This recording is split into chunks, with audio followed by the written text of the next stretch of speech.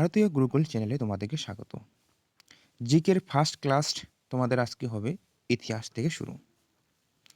তো এই ডাব্লিউবি কনস্টেবলের জন্য তোমাদের কিন্তু এই কোশ্চেনগুলো কিন্তু ভেরি ভেরি ইম্পর্ট্যান্ট। সাধারণত আমি ডেসক্রিপটিভ টাইপে দিয়ে থাকবো। তো দেখো, ইতিহাস, ঠিক আছে, যে আমাদের হিস্ট্রি, ভারতের প্রাচীন ইতিহাস, ঠিক আছে, ভারতের প্রাচীন ইতিহাস এর অধ্যয়নের জন্য, ঠিক আছে, সাধারণত প্রাচীন ইতিহাস অধ্যয়নের জন্য আমাদের সুবিধার জন্য কি এই ইতিহাসকে ৩ ভাগে ভাগ করা হয়েছে। সেগুলি হলো, একটা হলো প্রাচীন ভারত, মধ্যকালীন ভারত এবং আধুনিক ভারত। বোঝা গেল? প্রাচীন ভারত, মধ্যকালীন ভারত এবং হলো আমাদের আধুনিক ভারত। তো আজকে আমরা শিখব কি এই প্রাচীন ভারত সম্পর্কে কিছু তত্ত্ব। তো দেখো, এই প্রাচীন ভারত জানতে গেলে আমাদেরকে সাধারণত প্রথমে কি করতে হবে? ধর্মগ্রন্থ, ঐতিহাসিক গ্রন্থ এবং বিদেশিদের বিবরণ ও পুরাতত্ত্ব সম্পর্কে কিছু জানতে হবে, ঠিক আছে? তা নাহলে কিন্তু হবে না।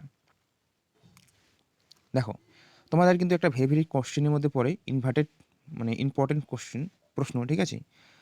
প্রাচীন, দেখো, সর্বপ্রাচীন ধর্মগ্রন্থ, ঠিক আছে, সব থেকে প্রাচীনতম ধর্মগ্রন্থ কোনটি? সেটা তোমাদের কিন্তু বেদ। এটা মনে রাখতে হবে, বেদ তোমাদের কিন্তু সব থেকে প্রাচীন ধর্মগ্রন্থ। এই বেদকে 4 ভাগে ভাগ করা হয়। সেগুলো হলো ঋগ্বেদ, যজুর্বেদ, সামবেদ এবং হলো তোমাদের অথর্ববেদ। এই যে 4 বেদকে বলা হয় একত্রে বলা হয় সংহিতা, ঠিক আছে। তোমাদের বলা হয় এটা সংহিতা বলা হয় এই বেদকে।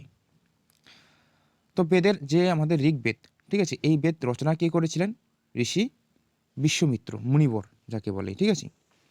বেদে, এই ঋগ্বেদে আমাদের 1028টি, তাছাড়া 10টি মণ্ডলা রয়েছে এবং 1028টি সূক্ত রয়েছে এবং 10,462টি, ঠিক আছে, 10,462টি তোমাদের শ্লোক রয়েছে। এই বেদের যারা শ্লোক পাঠ করেন তাদেরকে বলা হয় হোত্রী, ঠিক আছে।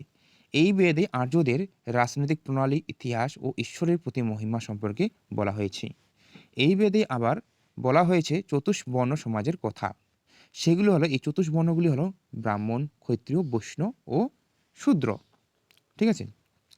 সাধারণত বলা হয়ে থাকে যে এই 4 বর্ণ আদিপুরুষ ব্রহ্মার মুখ থেকে, বাহু থেকে, হাতের বাহু যাকে বলে, ঠিক আছে, এবং উরু থেকে এবং পা থেকে উৎপন্ন হয়েছে। তারপর আমাদের আসলো যে যজুর্বেদ, ঠিক আছে। আচ্ছা, এই যজুর্বেদ সম্পর্কে নাকি, যাই হোক, তো যজুর্বেদ সম্পর্কে আমরা জানব। এই বেদে যজ্ঞের সময় কিছু বিধি নিয়ম এবং এর সময় কিছু মন্ত্র উচ্চারণ করা হয়। এই নিয়মকেই যজুর্বেদ বলা হয়ে থাকে। বোঝা গেল? এই বেদে সাধারণত বলিদানের বিধি, নিয়মবিধি উল্লেখ আছে। এটি একমাত্র বেদ যা গদ্যে ও পদ্যে লিখিত। এটা কিন্তু তোমাদের মনে রাখতে হবে যে কোন বেদ পদ্যে এবং গদ্যে লিখিত, সেটা হলো তোমাদের যজুর্বেদ। বোঝা গেল? ঠিক আছে। তো তোমাদেরকে দেখো, সামবেদ, এই সামবেদের অর্থ হলো গান। সামবেদের অর্থ, সামের অর্থ হলো আমাদের গান। সাধারণত ভারতীয় সঙ্গীতের জনক বলা হয় এই বেদকে। কাকে?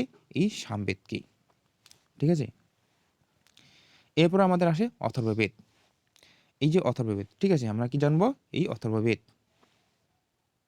ঠিক আছে।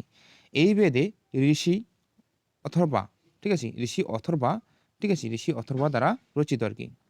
ঋষি অথর্বা দ্বারা রচিত, মানে এই অথর্ববেদ রচনা করেছিলেন ঋষি অথর্বা।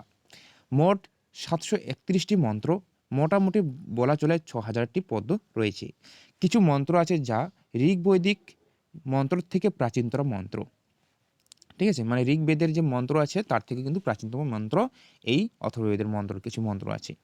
এই বেদে ওষুধিপত্রের উল্লেখ করা আছে এবং সামান্য মানুষের যে বিচার, অন্ধবিশ্বাস বিষয়ে বিবরণ পাওয়া যায়। বেদে মানব জীবনের সব কথা উল্লেখ আছে, যেমন গৃহ নির্মাণ, কৃষি উন্নতি, ব্যবসা বাণিজ্যের খোঁজ, রোগ নিরাময়, সমন্বয়, বিবাহ ও প্রণয় গীতি, রাজভক্তি, রাজা কীভাবে নিয়োগ করা হয় সেগুলি, ঠিক আছে, অনেক অনেক বনজঙ্গল এবং ওষুধিপত্রের বিবরণ, অভিশাপ, বশীকরণ ও প্রায়শ্চিত্তের উল্লেখ করা, মানে বিবরণ দেওয়া আছে। কিছু কিছু মন্ত্র আছে যা জাদু টোনার উল্লেখ হয়ে থাকে, দিয়ে থাকে আর কি, ঠিক আছে। আচ্ছা, সব থেকে প্রাচীন এখানে আমি লিখতে ভুলে গেছি, ঠিক আছে, যে সব থেকে প্রাচীন বেদ হলো আমাদের ঋগ্বেদ, এবং ঋগ্বেদের পর আসে কিন্তু অথর্ববেদ। ঠিক আছে, তোমাদের মনে রাখতে হবে যে সব থেকে প্রাচীন বেদ হলো তোমাদের ঋগ্বেদ, এবং এরপরে আসে আমাদের অথর্ববেদ। ঠিক আছে, এই অথর্ববেদ সম্পর্কে জানলাম। এরপর আমরা আসলাম কি ব্রাহ্মণ। ঠিক আছে, ব্রাহ্মণ, অরণ্যক ও উপনিষদ। সংহিতার পর ব্রাহ্মণ, অরণ্যক তথা উপনিষদের এর স্থান। এখানে উত্তর বৈদিককালীন সমাজ এবং সংস্কৃতির বিষয় সম্পর্কে কিছু তথ্য পাওয়া যায়। ব্রাহ্মণ গ্রন্থ বৈদিক সংহিতার ব্যাখ্যার জন্য এটি গদ্যে লেখা হয়ে থাকে। প্রত্যেক সংহিতার জন্য আলাদা আলাদা ব্রাহ্মণ গ্রন্থ আছে। ঠিক আছে, উপনিষদের সংখ্যা হলো 108টি। এরপর আমরা যাব বেদাঙ্গ ও সূত্র। বেদকে ভালোভাবে জানার জন্য 6 বেদাঙ্গের রচনা করা হয়েছে। 6 বেদাঙ্গ রচনা করা হয়েছে। সেগুলো হলো শিক্ষা, কল্প, নিরুক্ত, ব্যাকরণ, ছন্দ ও জ্যোতিষ। সূত্রের মধ্যে এই যে সূত্র, ঠিক আছে, যে সূত্র, ঠিক আছে, এই যে সূত্র আমাদের যে রয়েছে, সূত্রের মধ্যে, ঠিক আছে, সূত্রের মধ্যে সবচেয়ে প্রাচীন বলে সূত্র ধর্মসূত্র। এই ধর্মসূত্রের মধ্যে আবার ধর্মসূত্র রয়েছে। ঠিক আছে, এই ধর্মসূত্র সবচেয়ে প্রাচীন বলে মনে করা হয়। ঠিক আছে, তারপর আমরা যাব পুরাণ। আচ্ছা, পুরাণ সম্পর্কে কিছু। পুরাণ ভারতের, ঠিক আছে, দেখো পুরাণ তো বলছে যে ভারতের ঐতিহাসিক ঘটনার সবথেকে ভালো ক্রমবর্ধমান বিবরণ এই পুরাণে পাওয়া যায়। পুরাণের সঙ্গে সাধারণত 18টি, যাদের মধ্যে কেবল 5টি হলো মৎস্য পুরাণ, বায়ু পুরাণ, বিষ্ণু পুরাণ, ব্রাহ্মণ ও ভাগবত পুরাণ। পুরাণের মধ্যে সবচেয়ে প্রাচীন পুরাণ হলো মৎস্য পুরাণ। অধিকতর পুরাণ সংস্কৃত ভাষায় লেখা হয়। সামাজিক ও সাংস্কৃতিক দৃষ্টি থেকে অগ্নিপুরাণ সব থেকে গুরুত্বপূর্ণ। সেখানে রাজতন্ত্র এর সাথে সাথে কৃষি সম্বন্ধে কিছু বিবরণ পাওয়া যায়। ঠিক আছে, তো নেক্সট ক্লাসে আমরা জানবো সাধারণত কি ক্লাস, যেটা আমাদের বৌদ্ধ, জৈন ও অন্য সাহিত্য সম্পর্কে নেক্সট ক্লাসে। ঠিক আছে, তো আজকে এই পর্যন্ত থাকলো, পরবর্তী ক্লাসে আবার দেখা হবে। ঠিক আছে, যদি যারা প্রথম, তারা অবশ্যই এই চ্যানেলটিকে সাবস্ক্রাইব এবং লাইক শেয়ার করবা। ঠিক আছে, ধন্যবাদ।